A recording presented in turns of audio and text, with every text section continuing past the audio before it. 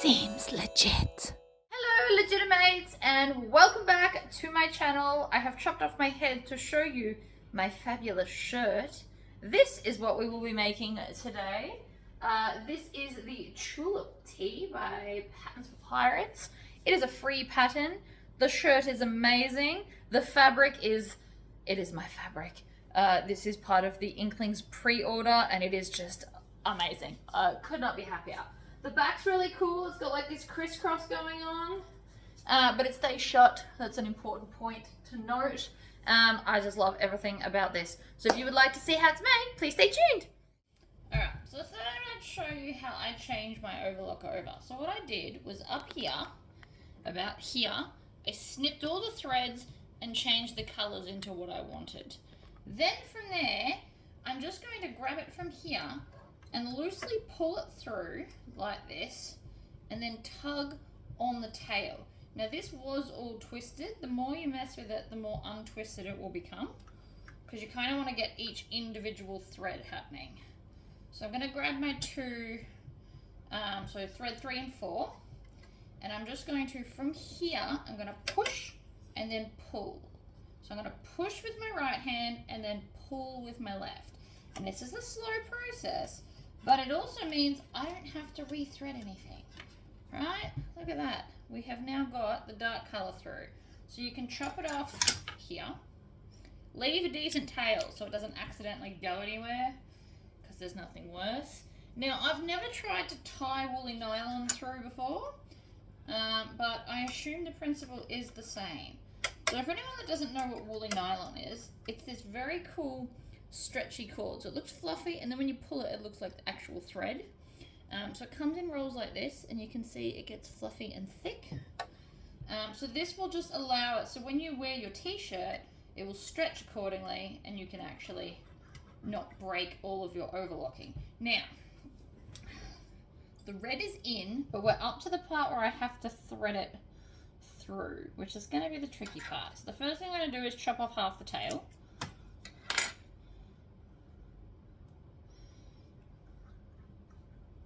Right, so I want this one.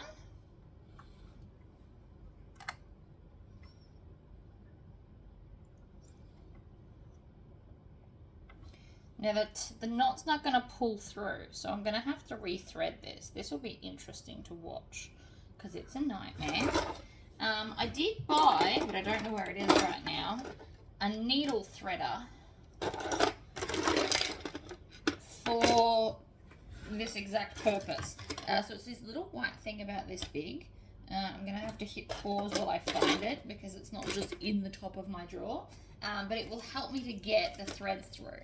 Okay, I can't find my other fancy one, but I did find like a traditional old school little needle threader. So we're going to use this to thread it. So the first thing I need to do is chop off that knot because we don't need it. And then I can pull out, whoops, this one, so it's not in the needle anymore. I'm going to wind this so that the needle's at the highest point. I'm going to pull a bunch of this, and then I'm going to put the foot down just so I've got a little bit more room to work with. Then with my little needle threader, we're going to come in the back. Now please know that I only need this for the woolly nylon, but you can use it for normal thread if you struggle. Then I'm going to grab the fluffy end and put it through there with a decent amount, so it's about 2 inches, and then pull that through. And so that's one side done. Now we're going to just repeat that process with the other side. So I'm going to pull on that, chop the knot that I made to pull it through the rest, and it is just a bit quicker. You don't have to do it this way. You don't have to do anything I say, to be honest. But I have just found that pulling through most of the way is much, much quicker. And so then I'm going to go, so I've got a little bit of a hook on it. I don't know if you can see that. See, it's a bit curved. The idea of this is so I can get behind, because normally with a needle in your hand, this isn't really an issue. But I want to get behind the machine, which even on a domestic isn't so hard because there's not this part right in my way. So then I'm going to just lift up the foot and pull on that. And so it's now through the needle, and then we want to put it through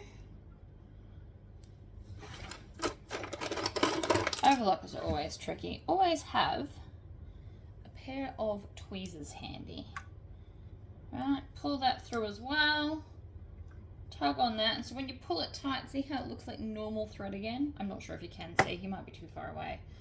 Then I'm just going to go around the other side like this, behind, and then I want them to go under the foot along with these ones.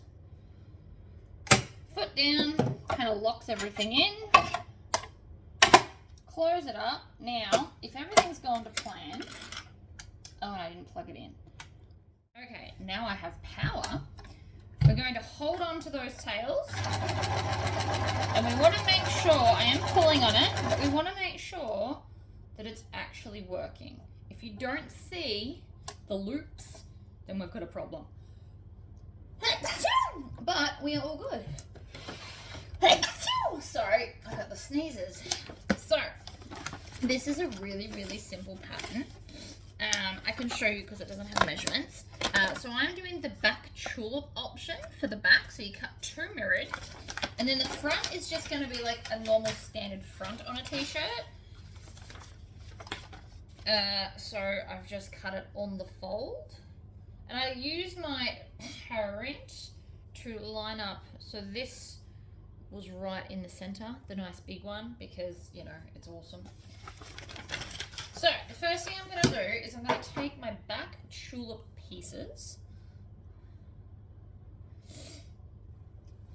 and I want to overlock this edge. So if I hold this up, the swoopy edge, I'm not sure if you can see that or not, but the swoopy edge is what I wish to overlock. So I'm going to have it with the pattern right sides up, and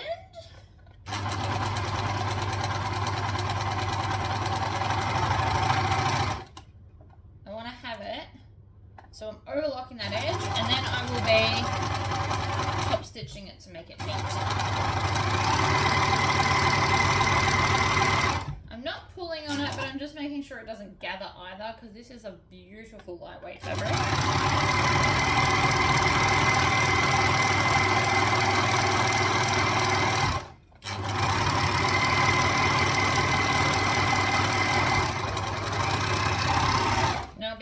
I don't make a lot of stretchy clothes, so this might not be the way you do it, but it works for me. So then we're going to grab the other side and we're going to do the other curve. We're just going to feed them in one after the other.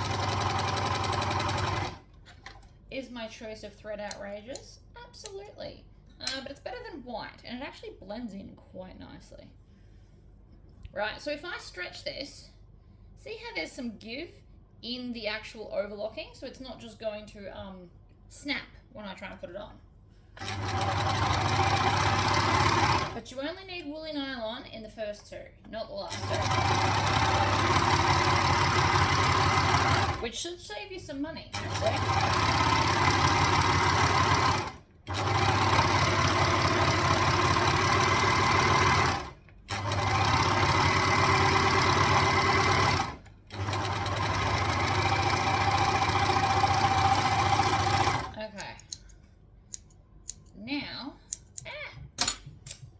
To go, and I'm going to tuck this under and I'm going to top stitch on my sewing machine with our special needle. So my twin needle for stretchy fabrics is missing, so I plan on using my twin universal needle. This is potentially not the smartest thing I've ever done, but we're doing it anyway. I don't know why I just did that. That was the wrong one I wanted to undo. I use my bobbins to tighten things. On domestic machines, they really don't need to be that tight. Am I going the wrong way? I think I am. No? That way. Right, so what we actually want to do is take out this one. So we want to take out a needle, and we're going to replace it with a twin needle. Now, if you guys have never seen this, it's literally like what it sounds. It's 2 needles attached to one shaft. So on domestics, the flat bit always goes to the back. Push it all the way up. And then tighten it. So I'm going to, on the top, I'm going to use blue and navy, and I'm just going to do a red bobbin. It's underneath, it won't really matter, and I just want to, because I've already got one made. In a perfect ideal world, if I was going to make like a bunch of these, you'd get the same coloured threads. So up the top on the machine, I'm going to put one thread on the bobbin holder and one thread on the normal thread holder. So we're just going to put them both up the top, like so. And then I'm going to grab the two ends so that they match. And then we're just going to thread them through the machine together. Lift up that foot. I'm going to pop them both through. Then we separate them down here. And we put one through one needle. Yeah, it's got a fluffy end. Always cut a fresh end when you're trying to thread your needle. And if you still struggle, never lick your thread. That is something that I got taught a long time ago. You lick your finger, and then you touch the back of the needle like that, and then you'll find that your thread is attracted to the water and will go through the hole easier. Like that. Ta-da! Now I'm going to put the threads down and behind. I'm going to readjust, and you can come with me. And so now what we want to do is on that curve, that's our front piece, not that one. On our curve, and you need to make sure that you sew this from the top. I'm going to fold this over like this and then stitch down. Now I want a half decent stitch length, so I'm going to go up to 3. I'm going to leave the rest the same. We're going to stitch, we're going to back stitch. I'm also actually going to move these over so that they're more in the middle so that I don't hit the edge. So I'm just going to bring it down nice and close. And then this is the zigzag. You can actually see, you can move your needle left and right. I want to try and get it in the middle. It's the most ideal spot, obviously. And so then I'm just going to fold this under and stitch. So I'm just going to do it little bits at a time.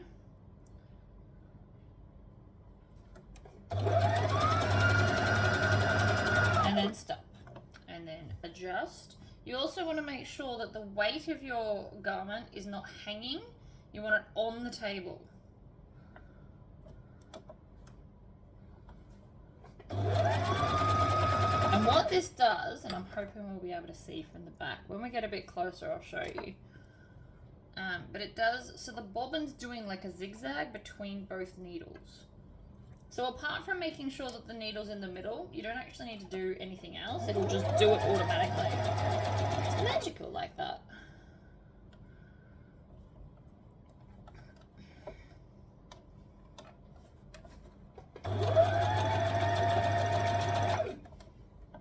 We're going to slowly work our way around the curve.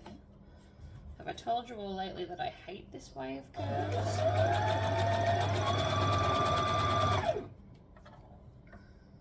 So again, this is going to allow it to be stretchy.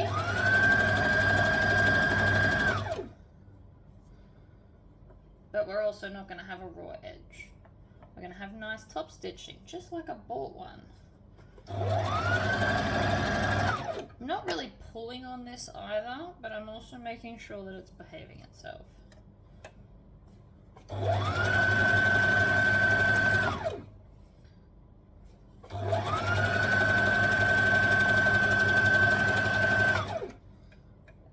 Just got weirdly dark in here because the sun went away outside. I promise that wasn't actually my doing. Alright, tuck it under, make sure it's sitting flat. And again, I'm not so much tugging on it as I'm just kind of ensuring that it's moving, because we want it to move.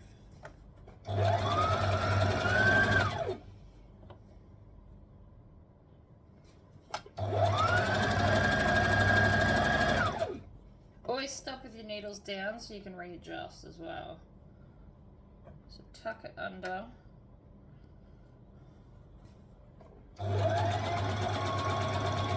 You can of course stitch slower flow's not just in my wheelhouse anymore. And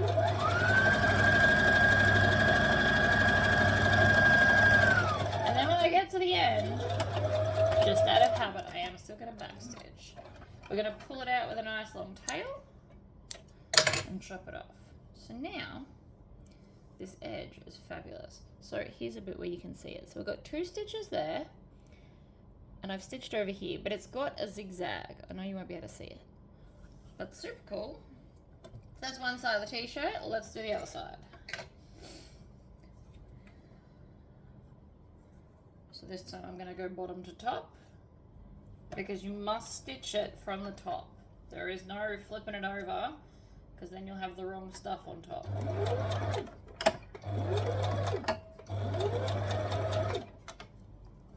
So again, we're going to tuck it under, not that much, that's too much.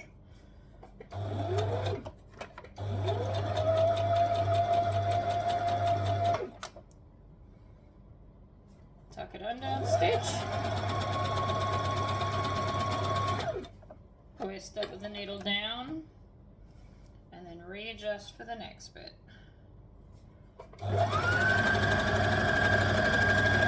And then stop with the needle down.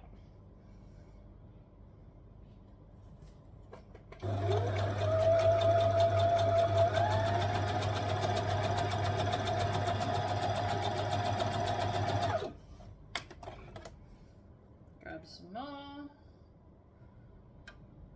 Tuck it under.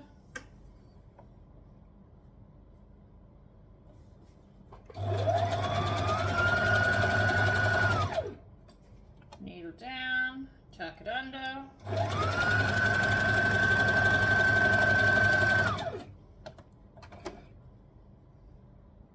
Hold it.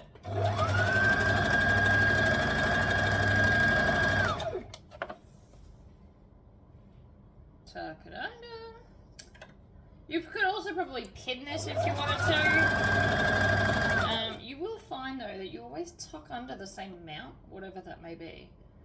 It's like this magical thing that your brain can do. So even if you're not tucking under the proper seam allowance, you will always do it the same. Your brain knows.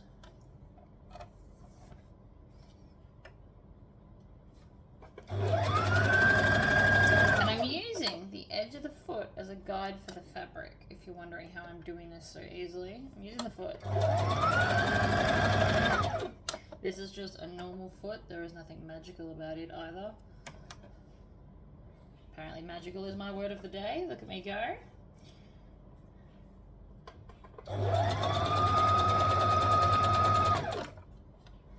And tuck under the last bit. I will get rid of those tails in a minute because they are annoying me.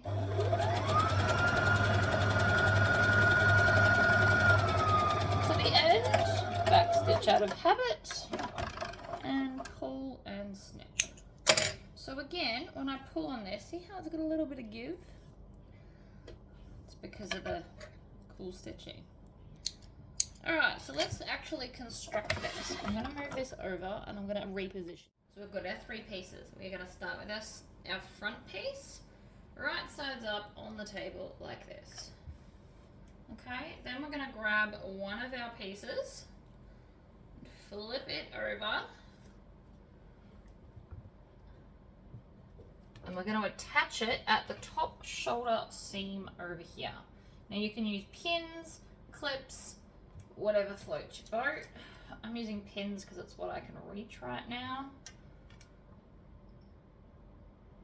So I'm going to line up those edges so that they match, because it should match.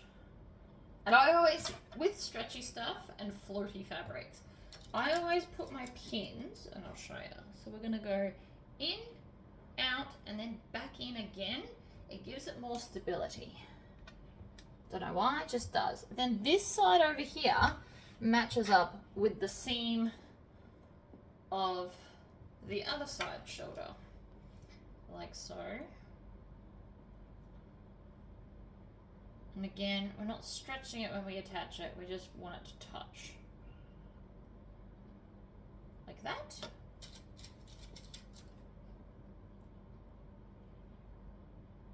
Probably only need 2.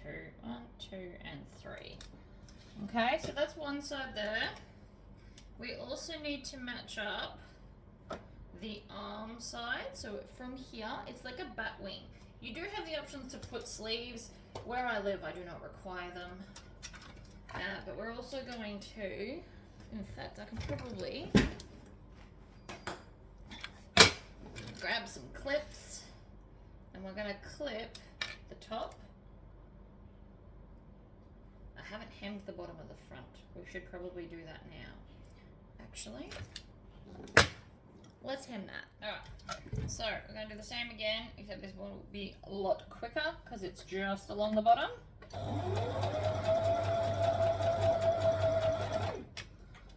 So again, we're going to tuck it under, we're going to hold it.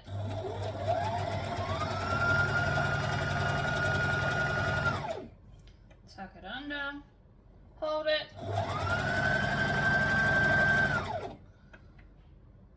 Over and over and over.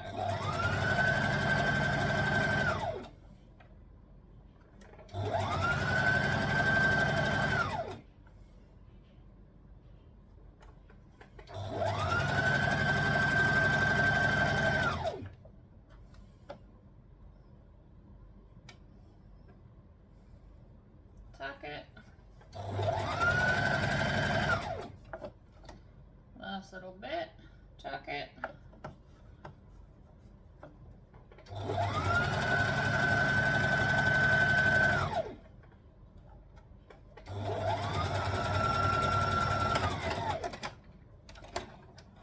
Bring it up. Trim it. Okay, so that's now the front hacked. Let's go and finish clipping. So I have laid this down back where we were, so now we need to clip down the side. Lining these ends up, which was the whole point of me stopping in the first place. Clip. So the sides should match.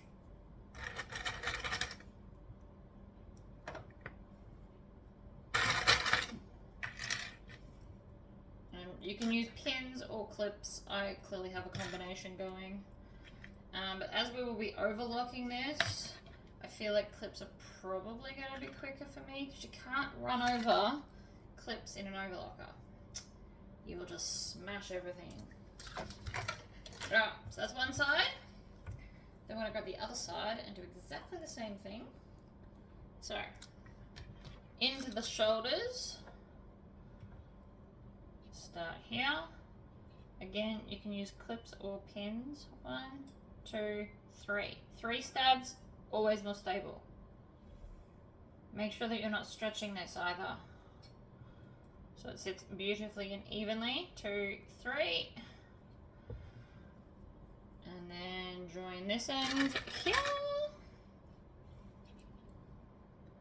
And I'm going to add another clip just for good measure. And then we will be doing the side seam.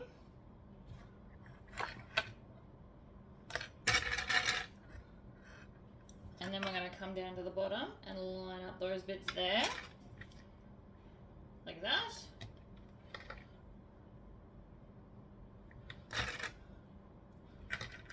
Now this would probably work a lot better if I completely laid it out totally flat. You just need to make sure you're not stretching anything anywhere. And actually getting the clips on both pieces might help. Ow, I just stabbed my hand with a pin. And this is why I like clips more. So you need these two. You want the edges to line up. This pattern comes in a lot of sizes too, so if you're worried that they might not have your size, they probably do. Alright, and then this one needs to come over to the shoulder. I'm sick of stabbing myself with pins. 1 and 2. So now when you lift it up, it should pretty much be a t-shirt. So the backs are crisscross. The front's solid, and we just then need to do some sewing. So let's go to the overlocker to do all of our sewing. And this is why I love a 4-thread overlocker, because I can just sew this and not have to do pretty much anything else. So we're going to start here. We're on my laser.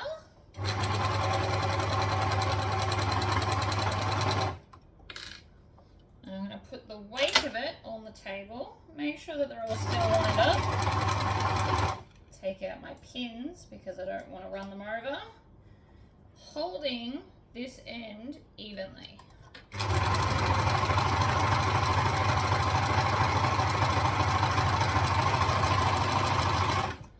Make sure you always leave a tail. Trim it off. That is officially one shoulder done.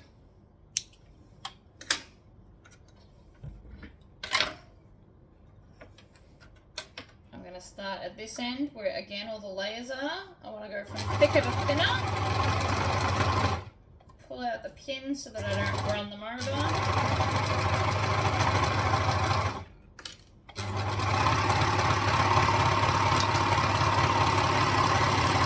Again, always leave a tail on an overlocker. It's not like a sewing machine. Alright, so that's my two shoulders complete. Now we just need to do the sides. Do not sew your armhole. Please make a note of that. That's the last thing we want to do. So, in we go.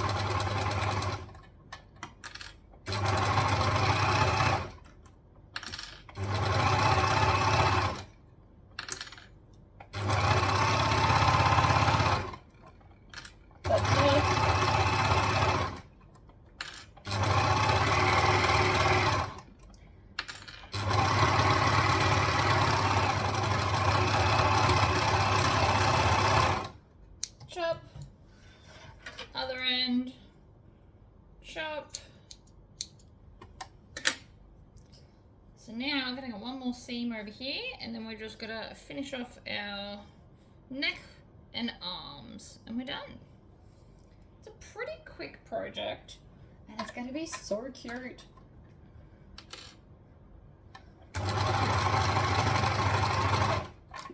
Clip off. So unlike bags, I can't just flip all my clips off. I'm not that skilled. I'm sure maybe if I made more I could. But I'm so excited for this t-shirt. Expect to see it a lot in videos.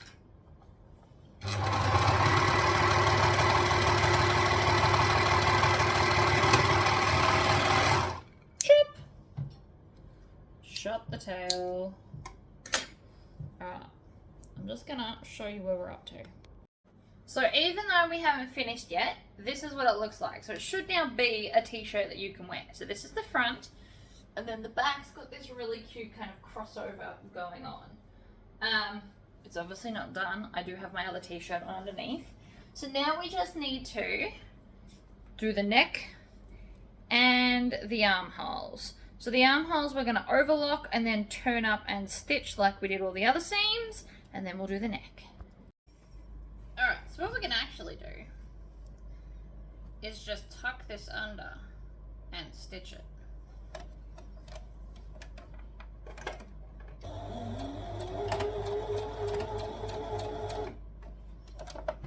So this is the armhole, so I'm just going to tuck it under. I'm also twisting this around so it doesn't get in the way at all. Hold it, stitch it. I can also now show you what this looks like. So it's kind of doing a little bit of it's not an overlock stitch, but it's similar at the back.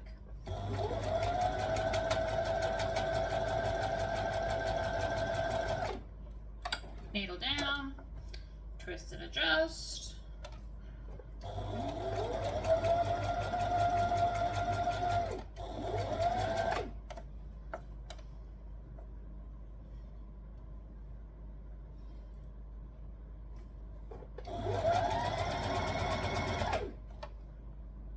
Tuck it under, stitch. Tuck it under. Stitch. I love this needle. And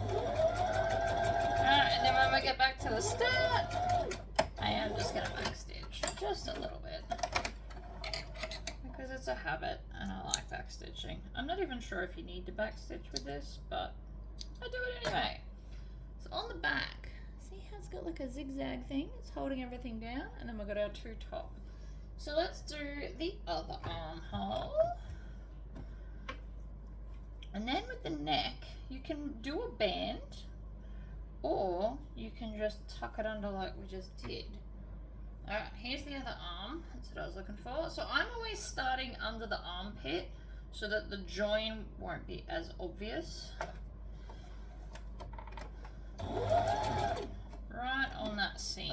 So I'm going to twist this around so it doesn't pull any more than it needs to.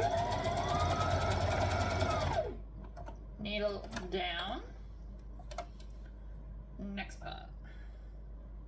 So we're folding it under and then top stitching. It's all quite repetitive and therefore easier to remember.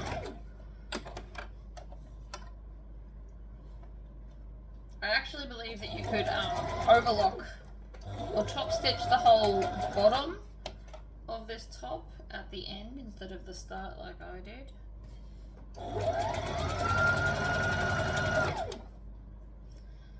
That's what happens when you don't read instructions. I'm sure there's other ways to do it. Tuck it, stitch it, needle down, adjust. We're nearly back to the start now.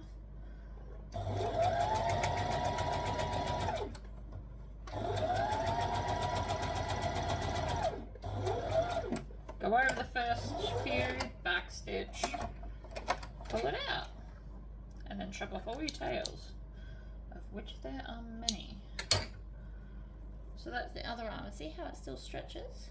So I'll still be able to get my arm in, which is nice. Now, you can just tuck this down and top stitch, but the other thing you're going to want to do is join the two back pieces. So I'm just going to stitch along the two back pieces just to join them together so that they're one. So when I fold them over, they will be easier. You could also do a neckband. The pattern does have a neckband option as well.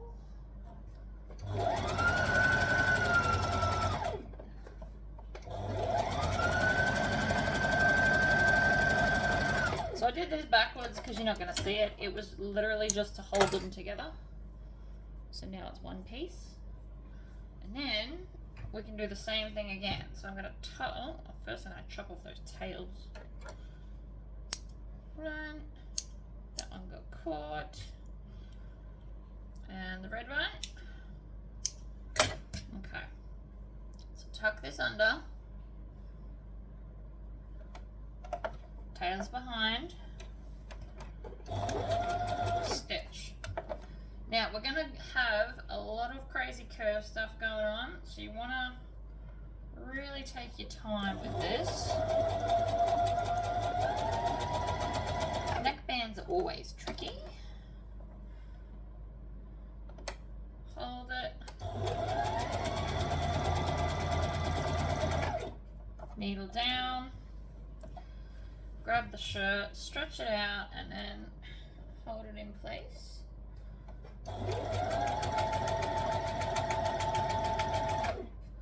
Needle down, hold it in place.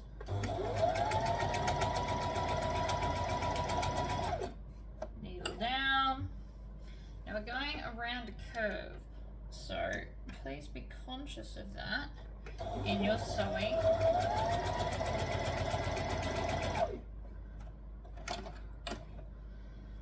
Slow and steady. I've probably only made 4 stretchy things in my life. You can see I'm going slow around this part of the curve because it's getting trickier.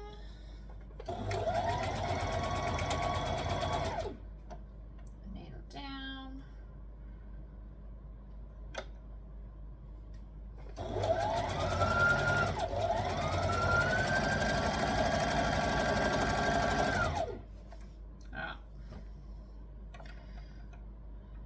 Under the curve.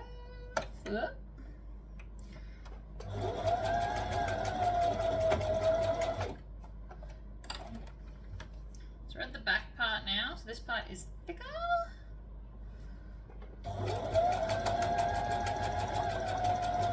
It also means we're nearly finished. Tuck it under. I'm not really pulling it, but I am just making sure that it actually comes through.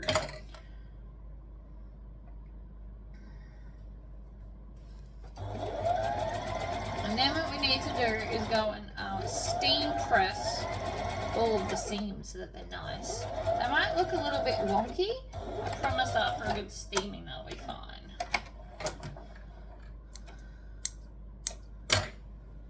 Right, so this is what we've got. Doesn't look too bad, but let's go and steam press it. You may be asking why I'm actually doing this on camera, and I want to show you the difference, right? So it looks a little bit kind of funny, and then when we come here and we steam it, you can even shoot it with some steam. What it does is it flattens it all out, and then when you stretch it, it still looks nice. So a final iron on any garment, stretchy or not, will always make it look better, in my opinion. I'm going to do the arms, so I'm just going around the armholes at the moment. And so that's the side I've done. Well, that bit there is the bit I've done, versus the bit I haven't. So it's still sitting a bit funny, because I haven't steamed it yet. So I've got the steam on the iron. It's also giving a nice crease at the edge to help everything know where it's meant to be.